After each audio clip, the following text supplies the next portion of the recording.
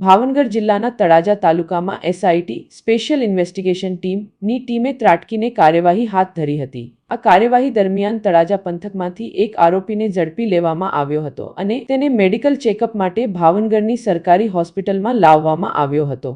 ઉલ્લેખનીય છે કે અગાઉ બગદાણા ગામના નવનીતભાઈ બાલગિયા પર થયેલા હુમલાના કેસમાં એસઆઈટી દ્વારા 8 આરોપીઓને ઝડપી લેવામાં આવ્યા હતા। આ કેસમાં તપાસ આગળ વધારતા હવે વધુ એક આરોપીની ધરપકડ કરવામાં આવતા કુલ ધરપકડનો આંકડો 9 પર પહોંચ્યો છે।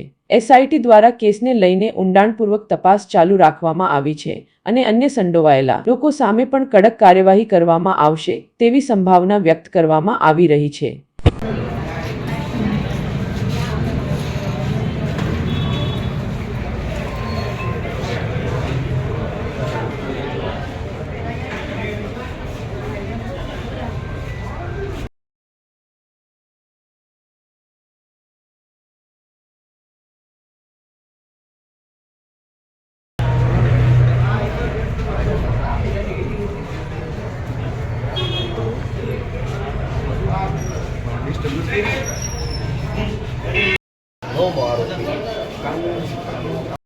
જે આરોપી છે તેની ધરપકડ છે તે કરી લેવામાં આવી છે।